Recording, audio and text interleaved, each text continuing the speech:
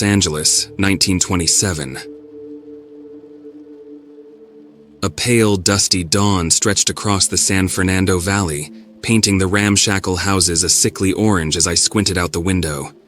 My name's Amelia, and four of us, myself, Sarah, Tom, and Ben, had this crazy notion to spend the weekend at Sarah's uncle's farm, nestled 20 kilometers north of the city, near the dusty nothingness of Gorman. City slickers like us craved a taste of the simple life, a break from the honking cars and ceaseless chatter. Little did we know simple was the last word that would describe this weekend. Sarah, ever the impulsive one, had gotten wind of the farm from a dusty newspaper clipping. It spoke of a man named Ezra, Sarah's estranged uncle, living a solitary life on a sprawling cornfield farm. The clipping mentioned whispers of hidden riches his grandfather had supposedly stashed somewhere on the property. Now, whether Ezra was a reclusive farmer or a treasure-hoarding hermit wasn't our concern. We just wanted a weekend getaway. Sarah's beat-up Ford coughed and sputtered to life, its groaning engine a stark contrast to the morning quiet.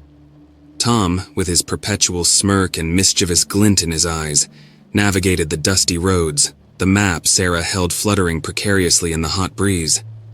Ben, usually quiet and reserved, hummed along to a tune only he could hear, his gaze fixed on the endless expanse of golden brown that stretched as far as the eye could see.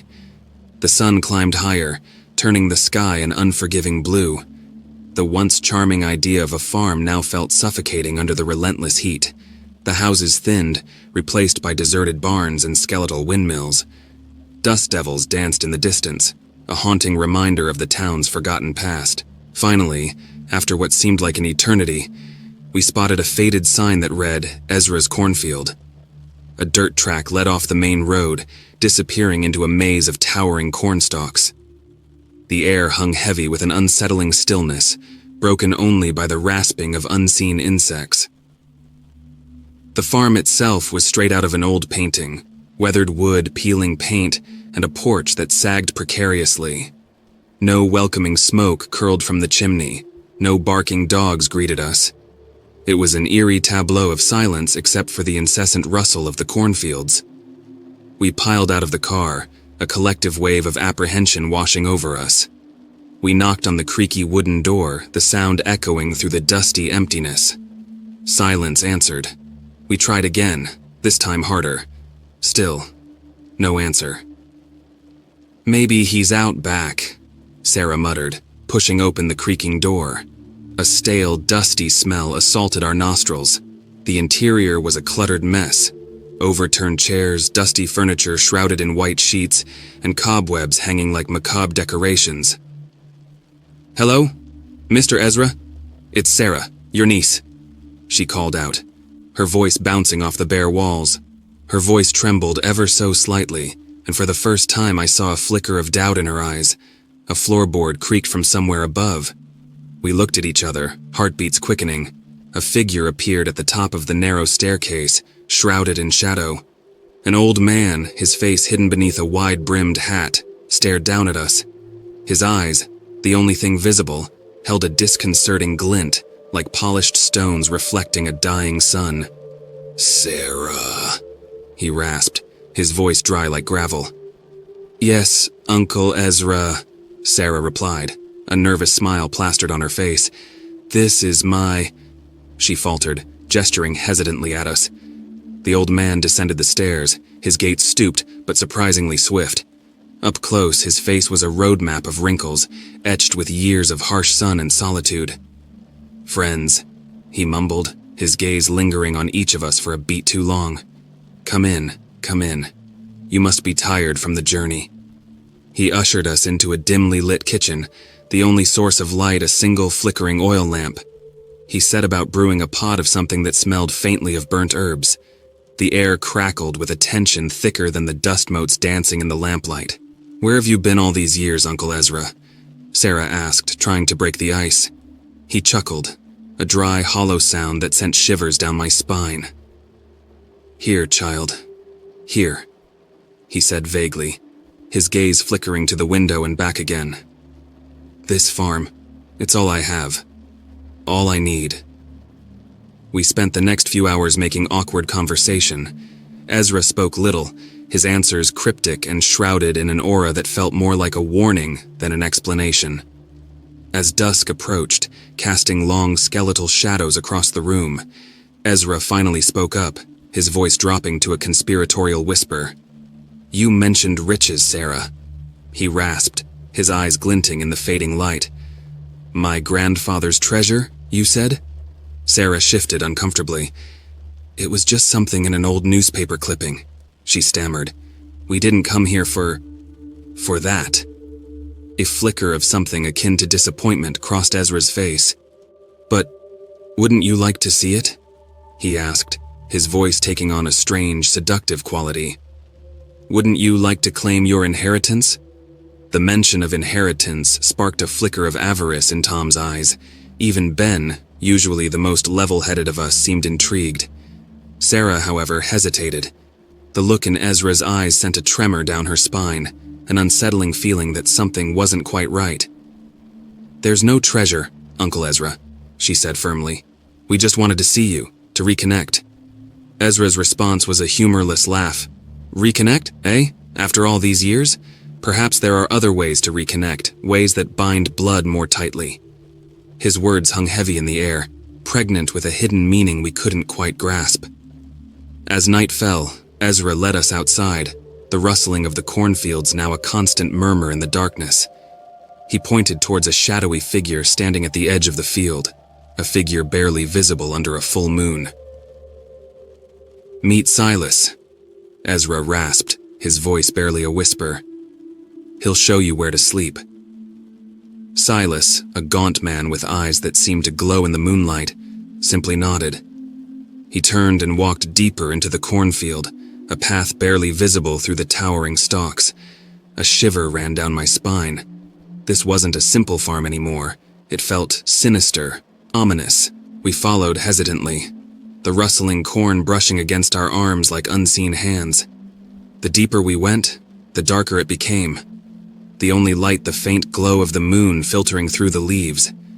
The air grew thick with a strange, musty smell, a mix of damp earth and something metallic that made my stomach churn. Finally, after what seemed like an eternity, Silas stopped in front of a small, decrepit shack hidden amongst the corn. Its windows were boarded up, and a single flickering lantern cast eerie shadows on the warped wood. "This will be your quarters for the night," Silas said, his voice a guttural rasp. "Try not to disturb the corn." Disturb the corn? What in the world did that mean? We stared at the dilapidated shack, a sense of unease settling in our hearts. "There's no bed," Sarah pointed out, pushing open the creaking door. The shack was a single room, dusty and cobweb-filled. A thin layer of straw covered the dirt floor, our only bed. "It'll have to do," Tom said, a forced bravado in his voice. Silas vanished back into the cornfield without another word, leaving us alone in the suffocating darkness. Dread clawed at my throat. This wasn't the weekend escape we'd planned. We were trapped here in the middle of nowhere, with an unsettling old man and his cryptic warnings. As we settled onto the scratchy straw, the rustling of the cornfield seemed to grow louder, a constant whispering that sent shivers down my spine. It wasn't just wind anymore. It felt like voices murmuring in a language we couldn't understand. Sarah huddled closer to me, her voice a tremulous whisper. "Do you think there really is a treasure?" I shook my head, unable to speak past the lump forming in my throat. The truth was, I didn't know what to believe anymore. But one thing was certain. We were no longer simply city slickers yearning for a taste of the simple life. We were in far deeper than we'd ever imagined, and the secrets hidden within the whispering cornfields were about to claim us. Sleep refused to come. Every rustle of the corn sounded like an approaching footstep, every creak of the shack like a whispered warning. Fear gnawed at us, a tangible presence in the stale air. Dawn arrived, a pale sliver of light pushing through the boarded windows. We crawled out of the shack, stiff and restless. The farm looked even more unsettling in the cold light of day. Ezra stood on the porch, his face an unreadable mask. "Did you sleep well?" he asked, his voice devoid of warmth. We mumbled incoherent replies, our gazes darting nervously between him and the endless rows of corn. "Good," he said, a strange smile playing on his lips. "We have much to discuss." He led us to a secluded clearing behind the farmhouse. The ground here was disturbed, patches of loose earth revealing something dark and metallic beneath.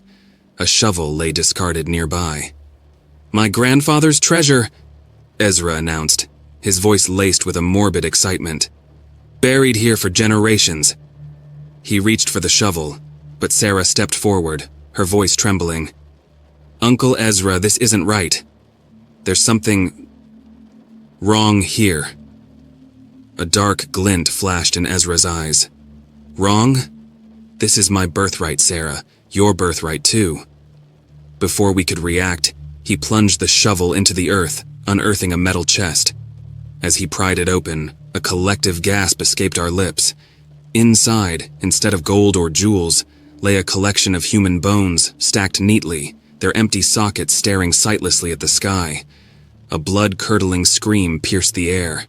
Silas emerged from the cornfield, his face contorted in rage. He lunged at Ezra, accusing him of breaking the pact. The scene descended into chaos. Silas grappled with Ezra, their shouts echoing across the clearing. Tom and Ben tried to intervene, but were swatted away with surprising strength. A horrifying realization dawned on me. These weren't human bones. They were the remains of those who had come searching for the treasure before. And Silas. He wasn't a farmhand. He was the guardian, tasked with keeping the secret buried. Suddenly, Silas grabbed a bone from the chest and plunged it into Ezra's chest. The old man let out a gurgling cry and crumpled to the ground, lifeless. Silas turned his murderous gaze towards us, his eyes blazing with a feral hunger. We didn't need words then. We turned and ran, adrenaline pumping through our veins. The cornfield seemed to close in on us, the rustling stalks becoming grasping claws. We stumbled blindly, desperation our only guide. Hours later, we burst out of the cornfield, collapsing onto the dusty road. Panting, we looked back at the farm, a dark silhouette against the setting sun. We didn't see Silas, but the unsettling whisper of the corn still lingered in the air. We flagged down a passing truck, escaping back to the city, forever changed by the horrors we'd witnessed. The memory of the farm and its secrets became a heavy burden we carried, a constant reminder of the darkness that can lurk beneath the surface of seemingly normal places. We never spoke of it again, but the whispered echoes of the cornfield still haunt our dreams. The treasury remained buried, a grim reminder that some things are better left undisturbed. We may have escaped the farm physically, but a part of us was forever lost in the whispering cornfields.